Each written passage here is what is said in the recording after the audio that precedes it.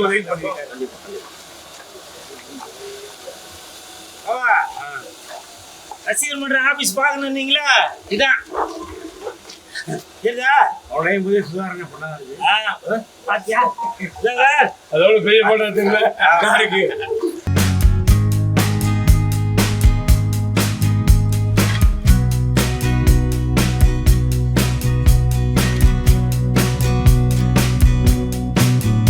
நானே மறந்துட்டேன். ஆனா லெஜெண்ட் வந்து ஞாபகம் வச்சு சுதாகர்ட்ட கேட்கிறாரு, இந்த மாதிரி வீடு மாறி போயிட்டாரா, அவருக்கு தேவையான பொருள்லாம் கொடுக்கணுமா அப்படின்னு. ஏன்னா அவர் வந்து சோசியல் மீடியாவெல்லாம் பார்க்க மாட்டாரு. அதனால் நீங்கள் எங்கே இருக்கீங்க என்னன்னு தெரியல. இவர் தான் தகவல் சொல்லி எல்லாமே ஏற்பாடு பண்ணி கொடுத்துருக்காரு. ஓகே, புரட்சி தலைவர் மாதிரி சொன்னதையும் செய்வார், சொல்லாதையும் செஞ்சுட்டு இருக்காரு. இன்று லெஜெண்ட் ரசிகர் மன்றம் சார்பாக பாபா லட்சுமணன் ஐயா அவர்களுக்கு வீட்டு உபயோக பொருட்கள் அது எல்லாமே இன்றைக்கி ரசிகர் மன்றம் சார்பாக செயலாளர் சுதாகர் அவர்கள் கொடுத்துருக்காங்க. அதாவது கடந்த ஒரு சில நாட்களுக்கு முன் பாபா அவர்கள் தங்க இடம் இல்லாமல் ஒரு இடத்துல இருந்தார். அந்த தகவலை நான் லெஜெண்ட் அவர்களிடம் சொன்ன உடனே அவருக்கு தேவையான எல்லா உதவிகளும் செய்யுங்க அப்படின்னு சொல்லி லெஜெண்ட் அவர்கள் சொன்னாங்க. உடனே சுதாகரிடம் 2 லட்ச ரூபா பணத்தை கொடுத்து பாபா லட்சுமணனுக்கு கொடுங்க. அது மட்டும் இல்லை, அவர் ஒரு வீட்டுக்கு போனோடனே அந்த வீட்டுக்கு தேவையான பொருட்கள், சமைக்கிற பொருட்கள் எல்லாமே கொடுங்க அப்படின்னு சொல்லி சொன்னாங்க. அதாவது அது கொடுத்து முடிச்சு கிட்டத்தட்ட 10 நாள் ஆகிப்போச்சு. லெஜெண்ட் அவர்கள் சோசியல் மீடியாவில் அவ்வளோ அவர் ஆக்டிவாக இல்லை. ஆனால் அதை அவர் ஞாபகம் வச்சுருந்து அவர் வீடு மாறி போயிட்டாரா, அவருக்கு வீட்டுக்கு தேவையான பொருட்கள்லாம் போய் சேர்ந்துருச்சா அப்படின்னு சொல்லி கேட்டுட்டு உடனே அவருக்கு தேவையான பொருட்கள்லாம் கொடுங்க அப்படின்னு சொல்லி நேற்று சொன்னார். இன்றைக்கி அதை வந்து செயல்படுத்தி காட்டிட்டார். அதுதான் லெஜெண்ட் அவர்கள். அதாவது வீட்டுக்கு தேவையான ஃப்ரிட்ஜு, மிக்சி, தோசைக்கல், குக்கரு, குடிக்கிற தண்ணி பாட்டிலு, தண்ணி கிளாஸு, சாப்பிட்ற தட்டு, காய் வெட்டுற கத்தி, அந்த காய் வெட்டுற கட்டை, இப்படி எல்லாமே தொடப்பம், முறம், கட்டில், மெத்தை. எனக்கே ரொம்ப ரொம்ப ஃபீலிங்காக இருக்குங்க. நான் நேசிக்கின்ற ஒரு தலைவன் லெஜெண்ட் அவர்கள் இவ்வளோ ஒரு நல்ல குணம் உள்ளவரா அப்படின்றது எனக்கு இப்போ தாங்க தெரியுது. எனக்கும் அவருக்கும் பெருசாக பழக்கம் இல்லை. இருந்தாலும் அவரோட வீடியோ, அவரோட செயல்பாடுகள்லாம் பார்க்கும்போது பாபா நான் இதெல்லாம் சொன்னேன்னா அது நீங்கள் வந்து வேறு மாதிரி பிரித்து சொல்லுவீங்க.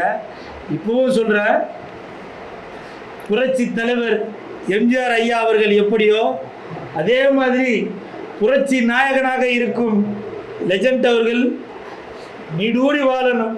நான் வந்து இவ்வளோ கஷ்டப்பட்டு கேள்விப்பட்டவொன்னே கூல் சுரேஷும் சுரேஷன் வந்து 2 லட்ச ரூபா பணம் கொடுத்தாங்க.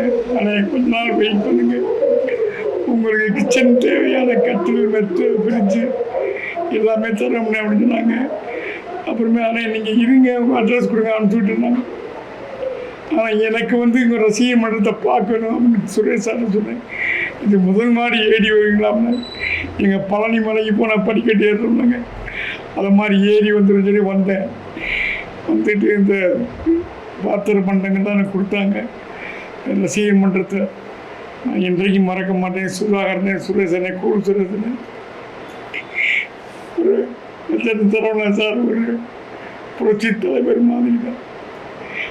நானும் மறக்க மாட்டேன். இது இல்லாமல் சுதாகரனை சொன்னார், ஆனால் இது மட்டும் இல்லைண்ணே, உங்களுக்கு எப்போ கஷ்டம்னாலும் எனக்கு ஃபோன் பண்ணுங்க, உங்களுக்கு ஐயா உங்களுக்கு ஹெல்ப் பண்ண சொல்லியிருக்காரு. அதனால் அவர் நீடி வாழ்க. அவர் வச்சிருக்க துணிக்கடை, பாத்திரக்கடை எல்லாமே நல்ல வியாபாரம் பெற்று இன்னும் தமிழ்நாடு பூரா இருக்குது, இந்தியா பூரா கடையை திறக்கணுன்னு எல்லாம் முதல்ல இறைவனை கேட்டுக்கொள்கிறேன். நன்றி, வணக்கம். இன்று ஐயா பாபா லட்சுமணன் ஐயா நடிகர் அவர்களுக்கு எங்களுடைய அன்பு தலைவர் லெஜெண்ட் அவர்கள் அவர் ஒரு ஹாஸ்டலில் போய் தங்கியிருக்காங்க, எம்எல்ஏ ஹாஸ்டலில். அவங்களுக்கு அங்கே வந்து கட்டில் பெட்டு இந்த மாதிரி பாத்திரம் என்ன எல்லாமே கேட்டிருந்தாங்க. உடனே எங்களுடைய அன்பு தலைவர் லெஜெண்ட் அவர்கள் உடனே கொடுங்க அப்படின்னு சொல்லி நான் கொடுக்கணுன்னு தான் சொன்னோம். அவர் ஐயா பாபலட்சுமி ஐயா சொல்லுவார், நானே உங்கள் ஆஃபீஸில் வந்து வாங்கிக்கிறேன், நானே நேரில் வரேன், கண்டிப்பாக வந்து நானே வாங்கிக்கிறேன். இன்றைக்கி வந்தாங்க. இன்றைக்கி அவங்க எல்லாமே பாத்திரம், ஃப்ரிட்ஜு, அவங்களுக்கு வீட்டுக்கு தேவையான எல்லா பொருளுமே எங்களுடைய தலைவர் கொடுத்துருக்காங்க. அண்ணனுக்கு ஏற்கனவே ஒரு 2 லட்ச ரூபா உதவி பண்ணோம். உங்களுக்கு அது எப்படி உங்களுக்கு யூஸாக இருந்துச்சு பண்ணணும்? அப்படியே நீங்கள் கொடுக்குற காசை பேங்கில் போட்டேன். ஓகே. அதில் விளம்பரத்தை பார்த்து ரஜினிகாந்த் 1 லட்சம் கொடுத்துருக்காரு. Okay okay. மாதம் 10,000 தரேன். ஓகே. அதாவது நாங்கள் இவங்க 2 பேரும் 3 பேர் வந்து என்னை பார்க்கும்போது நான் தரையில் படுத்துக்கிட்டேன். அதுக்கப்புறம் ஒரு சோபாவில் உட்காந்தேன். தூக்கம் வந்து தூங்கிட்டே வந்து எழுப்புனாங்க. நான் 2 மணி இப்படி படுத்து கிடக்கிறீங்க, வேறு வழி இல்லாமல் சாமானத்துக்கு வெளியே போட்டாங்க. இந்த கெஸ்ட் ஹவுஸ் நடத்துகிறது தான் இங்கே படுத்துங்க, வீடு கிடைக்கிற வரைக்கும் 2 மாதம் அவர் தான் சோறு போட்டார். சரி ஐயா, நீங்கள் வந்து அழுகும்போது நமக்கு மன கஷ்டமாக இருக்குது. ஏன்னா அன்பு தலைவருடைய குணம் என்னென்னா இல்லாதவர்களுக்கு உதவி பண்ணது தான், சரியா? அதே மாதிரி தலைவருடைய கடை வச்சு ஆயிரக்கணக்கான தொழில் பண்ணவங்களுக்கு ஒரு முனிவர்களுக்கு உருவாக்கி கொடுத்துருக்காங்க. இப்போ எனக்கு ரொம்ப கஷ்டம். என் குழந்தைங்களுக்கு பால் வாங்கக்கூடிய உள்ள இது நிலைமை கூட இல்லாமல் இல்லை. என் தலைவர் கடை கட்டினார். ஒரு சின்ன ஆர்டர் போய் கேட்டேன். அப்போ கேட்டாங்க, நீங்கள் இவ்வளோ பெரிய கடையில் உங்களால் ஆர்டர் பண்ண முடியுமான்னு. அப்போ எனக்கு ஒரு சின்ன ஆர்டர் கொடுத்தாங்க. இன்றைக்கி என் கடையில் ஒரு 30 பேர், என் கம்பெனியில் 30 பேர் வேலை செய்தாங்க. அன்றைக்கி கொடுத்த என் தலைவர். அதனால் தலைவர் என் உயிர் வந்துட்டு என் மறக்க மாட்டேங்க சொன்னே இல்லை. அதே தான் உங்களுக்கு அது மாதிரி எவ்வளவோ உதவி பண்ணியிருக்காங்க, யாரும் சொல்ல மாட்டாங்க. அவ்வளோ உதவி பண்ணியிருக்காங்க ஐயா. அதனால் பாருங்கள், ஐயாவுக்காண்டி நீங்கள் சொன்னீங்க ஐயா பார்க்கணும், கண்டிப்பாக உங்களை கூப்பிட்டு போகிறேன். கண்டிப்பாக. எம்எல்ஏ ஹாஸ்டலில் தங்கியிருக்கீங்களா? சாப்பாடு வசதி அதெல்லாம்? சாப்பாடு கீழேயே கேண்டீன் இருக்குது. எனக்கு மாத்திரம் இந்த ராஜ்பவன் மினிஸ்டர் ஃப்ரீயாக கொடுக்க சொல்லிட்டாரு. எனக்கு வந்து கீழே வர முடியாதுன்னு மேலே கொண்டு வந்து கொடுத்துருக்காங்க. இப்போ என் நண்பர் ஜெய்சீலன் ஆர்ட் டைரக்டர் பக்கத்தில் அங்கே ஒரு கேண்டீன் வச்சுருக்காரு. 3 நாள் கழிச்சு உங்களுக்கு 3 வேளையும் உங்கள் ஹாஸ்டலுக்கே வந்துடும், பணமெல்லாம் கொடுத்துறாங்க அப்படின்னாங்க. மினிஸ்டர் இன்றைக்கி தான் வந்திருக்காரு. நாளைக்கு வந்து என்னை பார்க்க வராது. ஒரு 6 மாதம் இங்கே இருந்தேன். அப்புறம் ஹவுசிங் ஒரு வீடு சொந்தமாக வாங்கி தரேன்னு சொல்லியிருக்கேன். இதை பார்த்துட்டு சினிமா தரப்புலேருந்து வேறு யாராவது உங்களுக்கு ஃபோன் பண்ணாங்களா? எதாவது கேட்டாங்களா? கேட்டாங்க, வந்தாங்க, பார்த்தாங்க. மினிஸ்டர் வர அன்றைக்கி சொல்லுங்கள், அவருக்கு வந்து நாங்கள் நன்றி சொல்லணும். லெஜண்ட் சரவணா சாருக்கும் நன்றி சொல்லணும். அதான் லெஜண்ட் சரவணா சாரை பார்க்க வரும்போது அந்த சின்ன சின்ன கிங்காங், விஜய் கணேஷ் இவங்களே நான் கூப்பிட்டு வரணும். ஐயாவுக்கு நன்றி சொல்லுறேன். நீங்கள் நடிகர் சங்கத்தில் இருக்கீங்களா? இல்லை, நான் நடிகர் சங்கம் சங்கத்துலேருந்து யாராவது உங்களுக்கு ஹெல்ப் பண்ணாங்களா? இல்லை, நடிகர் நான் ப்ரொடக்ஷன் மேனேஜர் யூனியன்லேருந்து இருக்கேன். அவங்க ஹெல்ப் பண்ணாங்க. நடிகர் சங்கம் எப்போவுமே யாருக்குமே ஹெல்ப் பண்ண மாட்டாங்க. அவங்க சரத்குமார் ஆதார் கார்டை தூக்கி வெளியே போட்டாங்க. ஒருத்தர் கூட ஃபோன் பண்ணி கேட்கல. விஷாலோ, நாசரோ, கார்த்திகோ. இனிமே பண்ணுவாங்க, இனிமே பண்ணுவாங்க. நம்பிக்கை இல்லை இல்லை பாவா, இனிமே பண்ணுவாங்க பாவா. நாசர் சாரும் சரி, கார்த்திக் சாரும் சரி, விஷால் சாரும் சரி, இனிமே பண்ணுவாங்க. மனம் தளராதீங்க.